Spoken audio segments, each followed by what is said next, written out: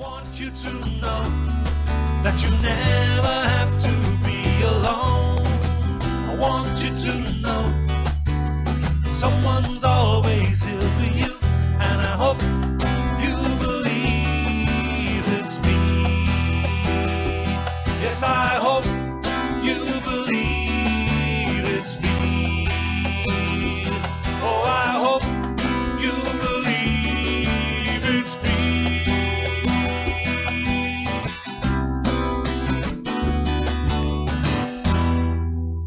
Well, hello everyone and welcome to another edition of the Invisible Song Club. My name is Mark Davis Stallard and this lovely lady beside me is Angela R. Campbell. How are you doing, Angela? I'm doing great, Mark. How are you doing? I am doing well. Looking forward to the show. Got a couple of great tunes coming up. Just a comment, note to everybody. If you can please share the stream. The whole idea of the Song Club is to get the audience involved. So please put your comments, questions in the comments there, and we will get to them after we've discussed each song. That would be great. Please like, subscribe, share, whichever platform you're on, and that'll be wonderful. So we are the Invisible Song Club. Angela, what is the Invisible Song Club? Well, Mark, the Invisible Song Club is just that. It's a song club. It's very much along the same lines as a book club, where every 2 weeks, you and I each pick a song to talk about. Generally, the songs are suggested by the club members, and then we review the songs during this half-hour talk. The Song Club is one of those podcast things that really depends on an audience. We're really looking for you guys to participate. It's not about Mark and I. Mark and I have other projects that we do that's all about us. This is all about you guys and your opinion. We give you a little bit of our own information, but we really want you guys to listen to the songs and tell us what you think. That's really helpful. Absolutely. Well, it's going to be a lot of fun. There was a comment in there saying they couldn't see us, but it looks like they can now, so that's good. So shall we just move on? Let's jump in. Okay. Who are we talking about first, Mark? Why don't we do Smokin' Joe's, seeing as that's what I've got queued up. Okay then. Okay. Well, shall I start with the clip first? Or pardon? Do you want me to start with the clip first? How you want to do this? Well, I'll just play the clip and then we can. Okay. Well, you're the captain on the controls. I will be captain on the controls. Let's do the clip first, and then that makes it easier for me to edit it later. Here we go. So here's just a short clip. 10 seconds is about all we can get away with before the algorithms hit us, apparently. So here it is, a Smokin' Joe's.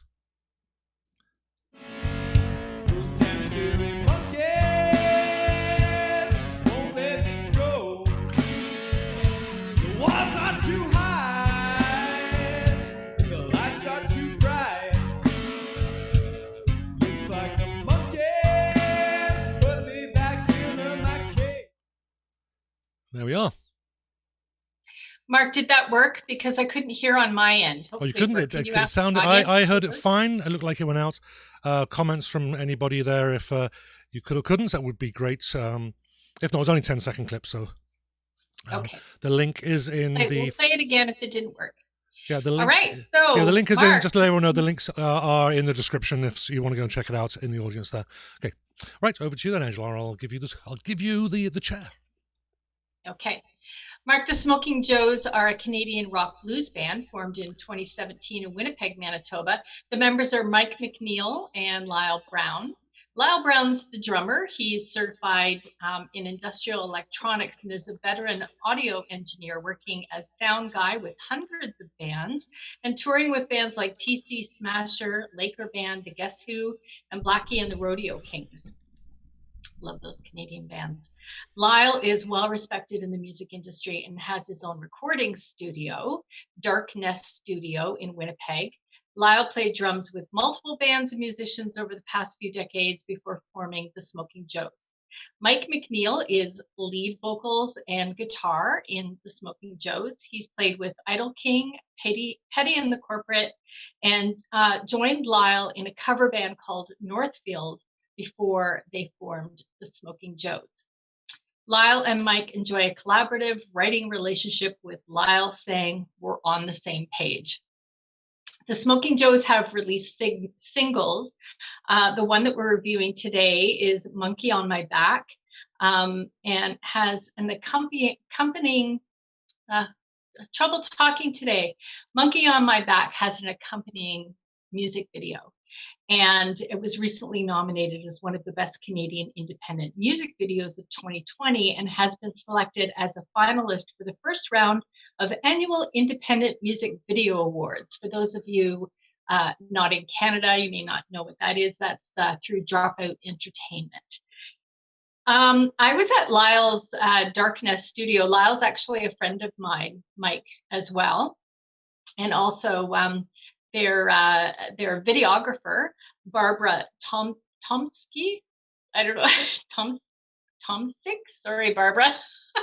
She's Russian. I don't know how to say her last name.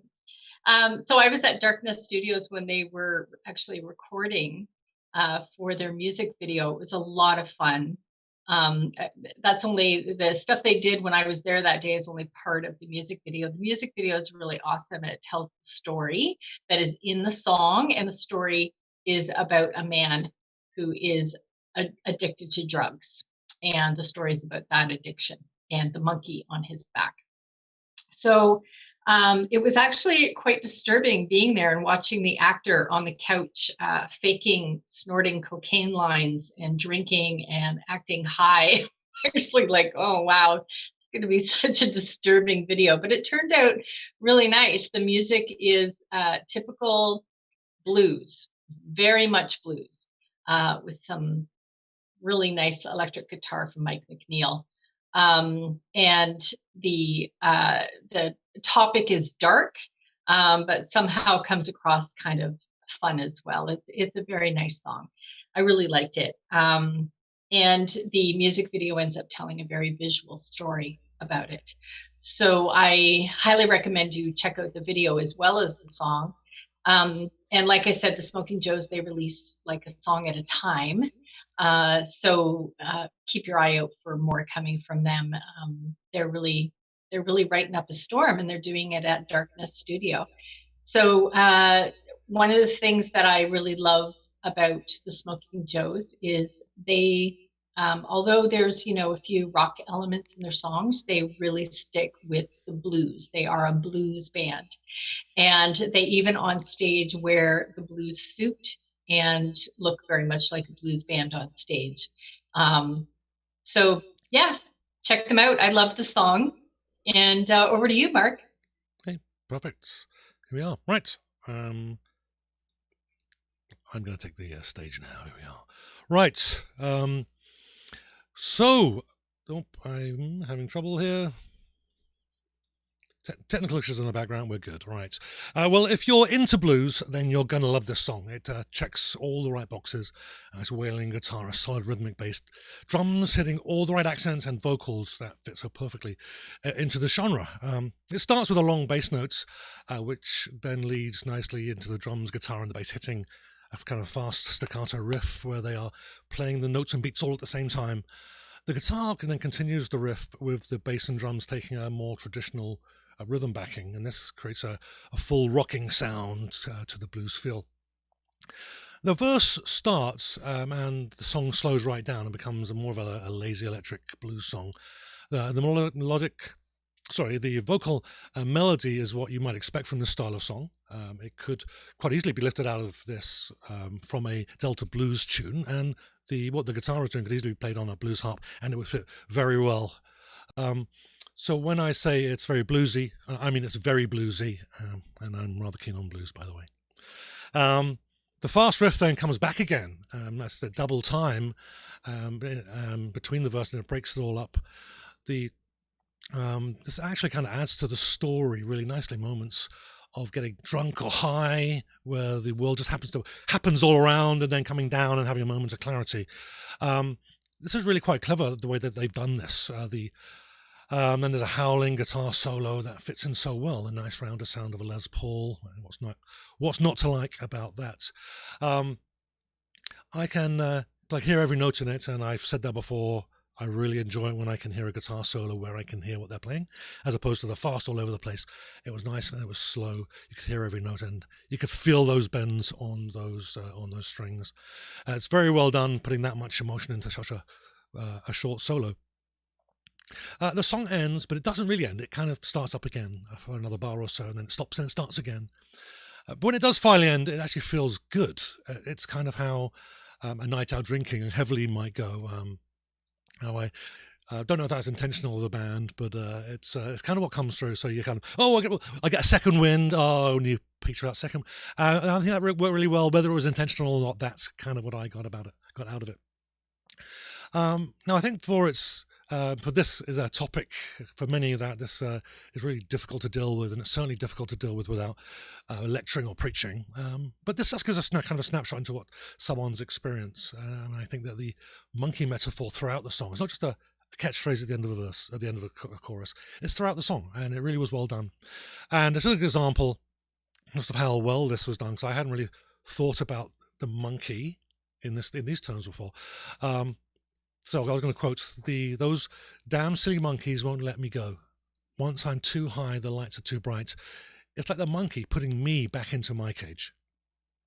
Well, I think it was very clever, very well done. That monkey motif had deep meaning all of its own, and they kept it right through, and it tied it all together nicely. What I will say is, if you like the blues, you are absolutely going to love this song.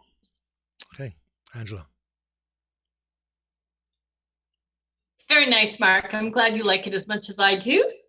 I am going to move on to Richard Dawson, unless our audience has some information for us. Okay. I'm not. There's been a little bit of chatter. I'm going to just confirm that they were able to hear the clip, so that's good. We'll figure out why you couldn't hear it later, Angela. Doesn't matter if I hear it. Yeah, but one thing that needs to be said, Shaleem says Angela needs more coffee. That was from a little earlier. Oh, got my coffee, Shaleem. All set. Ryan Jans, mispronouncing names is my thing. It's everybody's thing, Ryan. It's everybody's thing. Great. So Shaleem says terrific comments from both of you. Stacey James, hi Stacey, who's our guest on the Invisible Man show yesterday. So thanks for joining us. Great blues track for sure, she says. And Shaleem has some comments. So Monkey on My Back, slow burn, love the blues rock sound. Gets more interesting towards the end. Fine musicianship. I would see them. Oh, I got a little bit bumped there. Gets more interesting towards the end. Fine musicianship. I would love to see them. Oh, yeah, it's a little difficult. I would love to see what else they have. I'm trying to reinterpret that. They could open for Greta Van Fleet, who are one of the prominent bands keeping blues rock and roll alive. And Smokin Joe's has joined as well. Thank you, Angela Mark. You are very welcome. We only say what we really believe, so they didn't pay us. Yep. But if you want to, you can. Yep. If we have anything bad to say, we just don't say it. We just skip over it. So whatever you hear is the honest truth. This is a show about discovering great music. Yes. Okay. Okay, a clip for us, Mark. Okay, let's hear the clip. So, Richard Dawson, Jogging.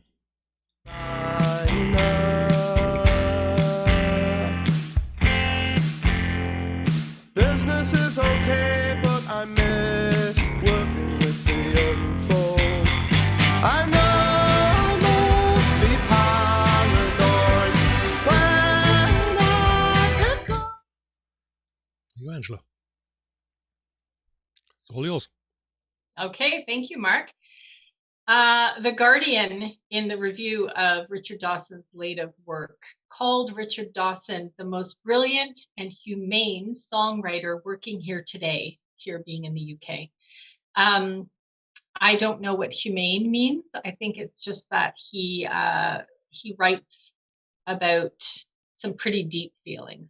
So I think that's what they're talking about. The sixth studio album is called 2020, and that's the album that Jogging comes from, the song that we're reviewing today. It's received critical acclaim across the pond, as many of his other albums have. Its songs are rooted, as the title suggests, in the year 2020. each told from the perspective of a different character. They make up a patchwork of contemporary England and not a positive one. Homelessness, 0 hours contracts, the indignity of work, the cost of living, and the fear of climate change. The song we're reviewing today, Jogger, is about a jogger who fruitlessly searches for properties he can't afford. Spends a lot of time searching on eBay. And these are items that we can take from our own lives right now in 2020, being stuck at home. And so the song Jogger is telling us a story. He's been deemed not essential, and he's agreed to just stay at home and isolate.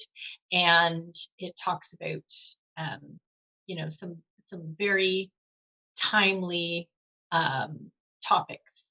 And at the end of the song, he even talks about the fact that he's going to run in a marathon, and will you support me? We're going to raise money for the Red Cross. So the video was pretty funny, actually. 7 minutes long, this song. Like, that annoys me. But actually, when he's telling a story like that, it was such a good story and well written. The 7 minutes wasn't quite so bad. Richard Dawson is an English folk-influenced musician from Newcastle upon Tyne.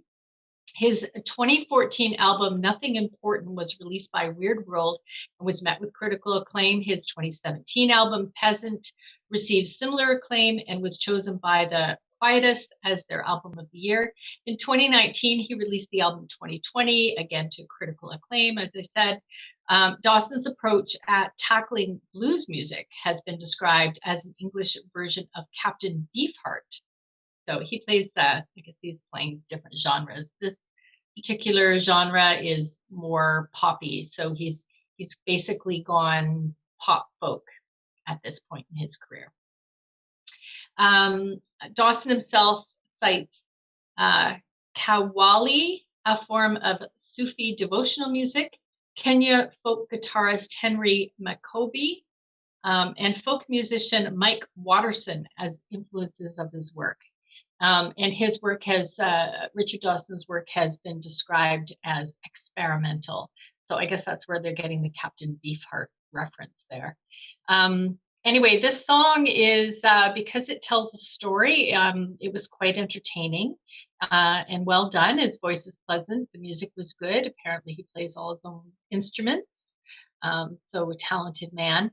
It's interesting, Mark and I tend to pick songs that are similar somehow every time that we do this, and both of the songs that we picked for today are telling us some pretty great stories, and stories that are relatable at this time in our lives, what's going on in the world right now.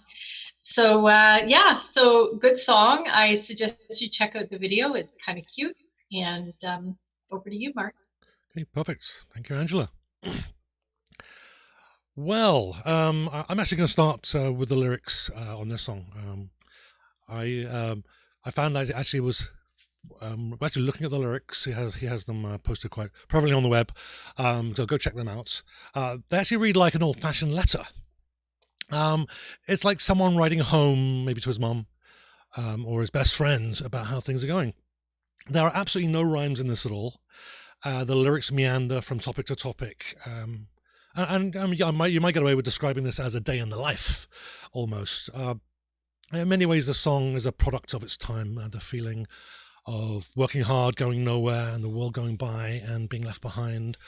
And I can feel the hopelessness in this predicament. In fact, there's something that's been going on in England, getting worse, certainly since the 1980s. When I was there, it was low there as well. I can only imagine how much worse it's getting now, as the feeling has been getting worse this year. And enough editorializing, Mark. Move on. I think it actually captures a real snapshot of how most of us are actually feeling these days all over the developed world. The song starts with a dramatic succession of chords hitting the beat with bass and drums playing the same beats. Then the guitar comes in clearer, bringing the energy down, making room for the vocals. The bass starts a heavy skipping rhythm, and the drums give a single hit on that snare, giving the feeling of movement and purpose. And it definitely fits the idea of jogging, gives that kind of skipping movement. The vocals come in clear at once, and the melody seems to be as meandering, if I can't speak now, as the lyrics. This conversational style in the lyrics and the melody is reminiscent of Gilbert and Sullivan operetta, where the story is just as important to get across as the tune, or even more important. I'm not saying that it sounds like it, but the lyrics kind of have that same storytelling vibe that I remember from being in those operettas at school, which I loved thoroughly, by the way. Halfway through the verse, the rhythm guitar strums louder and with the energy, almost angry, certainly emotionally pulling us in to the feeling of hopelessness of the subject's situation. All this builds into a really catchy chorus, all instruments hitting the regular beats together. It's really quite satisfying. The chorus starts with, "I know I must be paranoid," but then no other lyrics are ever repeated, just those few words. In the chorus, Richard hits some really high notes, singing falsetto, which most singers struggle to do. Just an example, when I try and sing falsetto, I come off sounding like I'm in a Monty Python skit impersonating women. It doesn't sound good. But like much of the subtle turns in the song, it's surprising, at least unexpected. But once you've heard it, it seems so natural to be in that song. It just seems to belong. Now, the third verse brings with it a synthesizer, which adds a somber mood, also adding some sliding squeals, which actually serves to pull us even deeper into the story, if it were possible. And 3/4 way through, there is a heavy-hitting music break, with Jogging, Jogging being sung at the start. Now, there's so much going on in this part, it's really difficult to describe. Clearly, a lot of thought and effort was put into this section, with all the instruments working together, all playing their own thing, but complementing each other. The ending builds to an ever-growing crescendo towards the final chorus. This time, Richard sings falsetto throughout much of it, and it ends suddenly. But it was where I expected it to end. It wasn't a surprise. But every time I've listened to this many times, just today alone, and it actually leaves me wanting, I want to hear it again. It ends, I just want to hear it playing again. So I think I can't recommend this enough. I do want to end with one very clever, made me smile, this little section I want to read out from the lyrics there. "I know I must be paranoid. This morning in Memorial Park, I thought I caught a busker sneak an ugly word into Wonderwall as I went by." Very clever lyrics, very well done, and it's pulled me in, and I'm going to be finding out a little bit more about, listen to some more of Richard's music. There you go. Bring Angela back. Oh. Hi, Mark. And there we go. Too many buttons. There I am. La la la la la la. I think that that's kind of a lesson to the musicians out there who are paying attention to us. If you want a really long review about your song, make a 7-minute song, because Mark had to spend all that time describing the song because it was so long. It was great. It was great. Yeah. Well, the thing was, it was a kind of a dynamic song, right? That's otherwise you wouldn't have spent so much time on it. If it was repetitive, then you wouldn't have had as much to say. Yeah, there really was a lot going on in that song. Yeah, it was excellent. Let's see what we have in the comments. Oh, by the way, I just wanted to mention that song was suggested by Eddie Moll. So thanks, Eddie. I see that you're in the you are watching. So good choice. Thank you so much for introducing me to Richard, or his music, I should say. Yeah, and Lyle Brown is a member of the Song Club. So yeah, so had to cover his song. Okay, Ryan has put a comment, and I'm not sure which song this was referring to by the timestamp. I think it was this current one. Very much reminds me of late 90s post-grunge rock scene. Yeah, it would have to be. The driving bass with distortion really brought back memories of watching The Wedge on Much Music as a teenager. And here's Eddie Moll. I think he comes from a folk songwriting background, which would make a lot of sense. Yes, that's definitely because actually I think we go back to one of our previous songs. This album is described as folk pop. Oh, okay, nice. Yeah, the actual style there, the meandering lyrics are reminding me of some of Black Eyed Susie's lyrics. So they have a very solid folk background. So that doesn't make that makes perfect sense now. I see it. Stacy says hits some nice highs there. Shaleem, I'm not. Can I pronounce this? Love Qawwali music, Qawwali music. And then there's some other words. Go check that out. I'm not going to try and pronounce those and make a mess of it. So sorry, Shaleem. There's the Sufi devotional music is the Qawwali, and then Dawson talked about a Kenyan folk guitarist Henry Maccabi and a folk musician Mike Watterson. So that's where that. Okay, nice.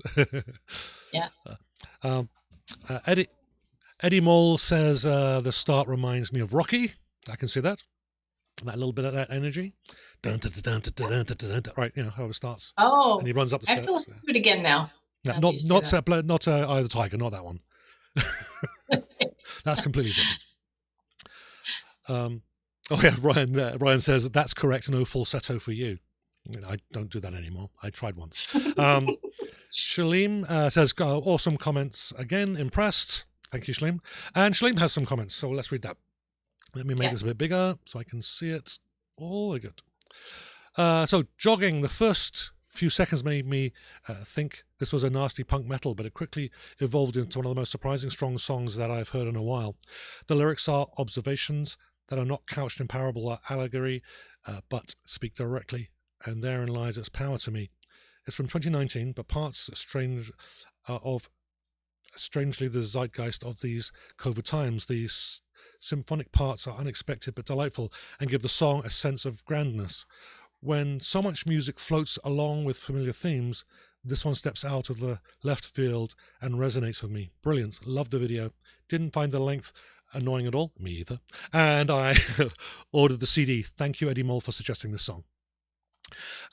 Eddie says, check out his Dead Dog video on YouTube. Love this album. And glad you can understand his accent. It gives me hope. Well, I can, but I'm not from that far away from him. All right. Here you go. That's the last of the comments so far. So thank you everybody for taking part. Yeah, thank you everyone for your comments. I know there's a lot of people who just watch and don't say anything, so that's fine too. But the comments really help keep the show flowing, because that's what it's about. Absolutely. That's a big part of the show.